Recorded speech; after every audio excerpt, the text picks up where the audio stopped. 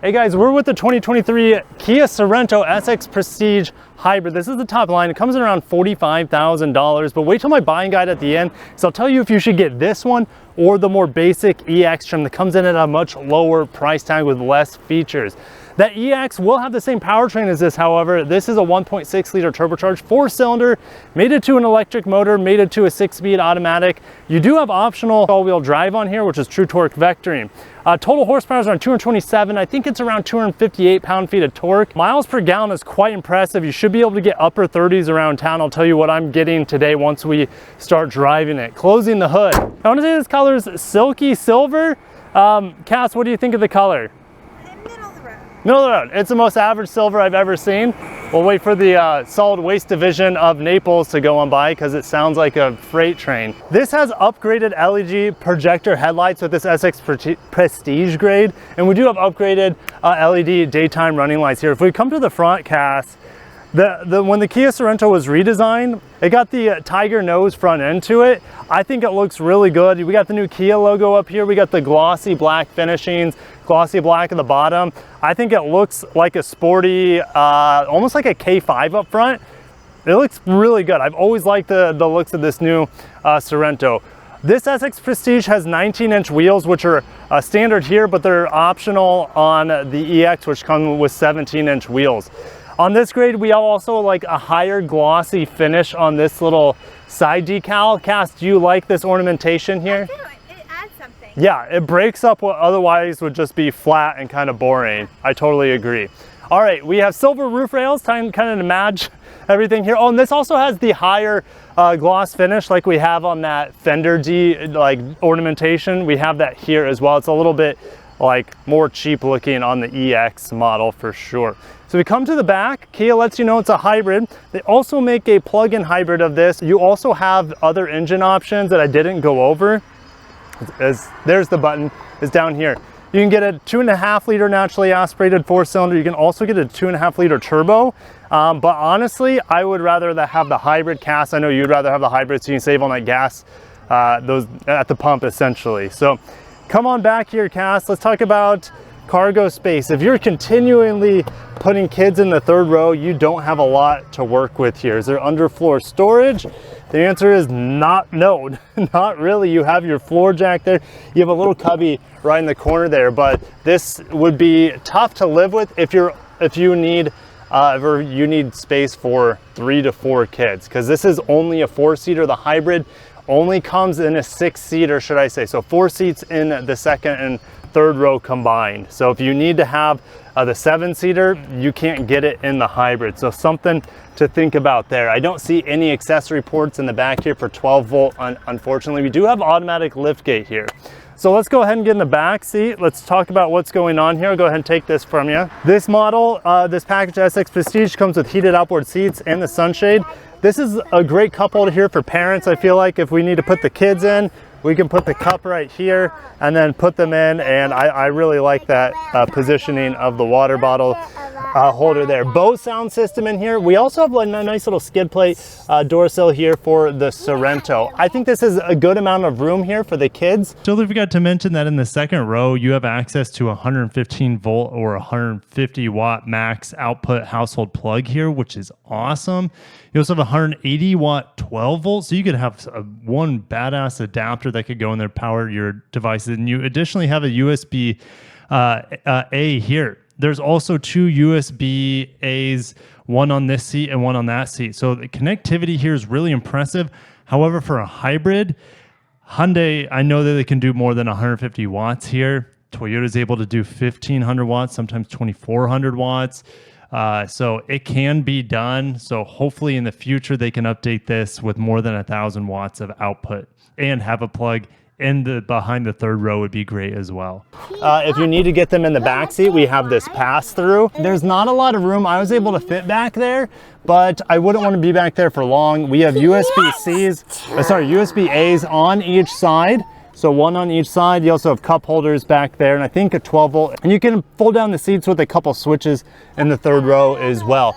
If you look up, the kids really enjoy this heavily tinted panoramic sunroof, which is actually an option here on this SX Prestige. You can also get that sunroof on the base grade as well. So let's go ahead and start driving the Kia Sorento to see if it will be a good family vehicle for you. Putting it into reverse, this SX Prestige has the 360 camera, very helpful, I think, in a vehicle of this size. Now, Cass, what do you think of this navy interior? So maybe I'm not a fan of navy, but I don't think it's terrible. It's just, yeah, it's good. It's good for what it is. Right, in pictures it looks blue, but when you get in here, it looks like a dark gray or a black. Right, so it does.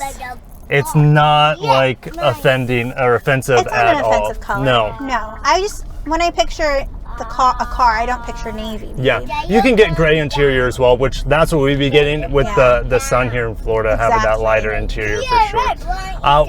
And the ornamentation here, the trim, Yes, what do you think of that? I think it looks like dragon scales.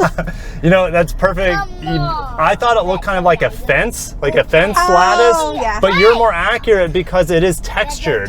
Yeah, it's different. You don't see a lot of manufacturers having that unique design here. Materials on the dash are all soft touch. In terms of creaks and rattles this week, this vehicle's been very, very quiet. There hasn't been anything that, I mean, the ride quality is surprisingly like good here, and that's with the bigger wheels. If you get the smaller wheels on the base model, it might even ride better than this, which would be surprising. All right, we have a 10-inch touchscreen here with a lot of glossy black around it, and we have a 12-inch digital screen back here, which is only available, I believe, on this top grade, this screen back here, but this one is standard on the lesser grade, the 10-inch screen. It doesn't have wireless Apple CarPlay and Android Auto, but you can see Android Auto is pulled up here. You got to plug it into this port down here, which also has a wireless charger down there. Now, there's this glossy black piece that is just plain piano black, but most people are never going to have this down. They're always going to have this up so they have access to these 3 USBs and the wireless charger down there. The base grade comes with the heated seats, I believe, but this also has ventilated seats, which is a nice feature. I also have a heated steering wheel in here. It is very comfortable. I like the two-tone of it. You have paddle shifters here, which don't affect regen braking in this hybrid. They only affect the 6-speed auto. We have radar cruise control as well as lane keep assist. Works pretty well in my testing. You know, there is a bit of glossy black here at the bottom of the steering wheel, which is going to collect fingerprints and dust. You know, typically you don't see manufacturers put this glossy black here. We have touch capacitive stuff here for the climate control, which is not ideal. However, it is like they're spaced out well, and it is easy to get to, and there is like auditory feedback letting you know, like, oh, you hit the fan button. We do still have a traditional volume knob and tuning knob, which is really, really handy. We have blind spot view monitor, so when I turn on the blinker, it shows me the camera off the side of the mirror, which is super handy in this grade too. That's nice. Yeah, it's amazing. No one else is doing it. It's just like Hyundai and Kia and Genesis that do that. I don't know why anyone else hasn't implemented that yet, but it is super nice, and it only comes with the 360 camera surround view monitor essentially, but it's great to have. All right, so we can get right into fuel economy, because if you're in a hybrid, that's a part of why you're getting it, maybe due to the smoothness and quietness too, and the power, the extra power that gives you over the base grade. But fuel economy is the name of the game of this hybrid. I've been driving it mainly around town, and I'm getting 38.9, so roughly 39 miles per gallon here, and that's after idling this thing for about 40 minutes in the AC and car line picking up kids. So you could actually get maybe a little bit better, but again, I live in Florida where it's flat. If you have lots of hills, your miles per gallon is definitely going to vary there. Comfort of the seats is quite good. They're pretty big and accommodating. I feel very comfortable here. I also have thigh extension here on this SX Prestige grade, which is comfortable. That's nice. What are your thoughts on like this dual vent system going on? It's a nice feature. You know, I don't think it's almost like a knee cooler. It's like a thigh cooler because you can't adjust them vertically. They only swivel, and they're kind of pointed down, so it's like the knee cooler effect. The auto brake hold in here works well, but it doesn't remember from when you turn the car off, so you always have to press that if you want that on. Okay. Sport modes, I haven't touched them, but you have Eco Sport, Snow, and Smart. We just keep it in Eco mode. And is 227 horsepower here enough? And on paper, it's not that much. It's definitely more than the base grade's 190 horsepower or whatever on the non-hybrid. I think it's plenty. I have plenty of torque. If you get heavy on the pedal from a stop, it'll put you in the back of your seat with that essentially immediate 258 pound-feet of torque. So I feel like this, I'm not gonna say it's as smooth as like our van or with the V6. It's really close, but it is definitely more responsive. And you rarely ever hear the engine with the electric motor doing a lot of the work. Like right now, it's just preferring to be in full electric as we cruise behind this really slow Chrysler minivan. Yeah, like that pano roof is enormous. And I think it's around a $1,600 upgrade, which I don't know, it might be worth it. Well, we'll talk about that in the buying guide, but it's really nice to have that here. And Kia's done a good job at tinting it at just the right level where I don't feel like the kids are roasting. Speaking of roasting, we're not doing that in here because the AC in here is really, really good. So good. Yeah, it's almost too strong right now. It's about 90 degrees outside. You guys know the humidity here in Florida. No, it's not the heat of the day. It's only about 11:30, but it's getting there. It's getting hot. And like, we're happy to get back into the car from filming on the outside because man, it was hot. It was warm. The brakes in here are very predictable, which is what you want in any car, big family hauler, and the brakes are strong and smooth for sure. I do get a little tippy. You know, when it comes to a stop, it's really hard to stop it just perfectly. So it does tip a little bit when you come to a stop, but that's just personal preference. Most people probably won't notice that. Right, okay. Now, when you get into the menus, I like the hybrid system here. We have a Prius at home. We're a big fan of hybrids. And this just lets me know, it has a diagram like what the car's doing, what the systems are doing, where the battery charge is at. Tells you your fuel economy. Electric motor use, I think, is pretty pointless. It's going to fly over most people's heads because it's going to reset every single time as well when you start and turn off the car or whatever. But I like having the little logo up here, the little icon letting you know your phone's charging. That's great. And we have a little Sorento decal here right behind the shifter. Speaking of the shifter, it's got a really premium feel to it. Even though it's just like a rotary dial, it's got a nice resistance and spring loaded. I've been in like luxury cars where it felt like junk. Cars that are much more expensive than this. Kia's done a great job making sure this feels great. So we're gonna get into the gas a little bit. The engine kicks on almost immediately if you get your foot pretty heavy into the pedal. Pedal down all the way.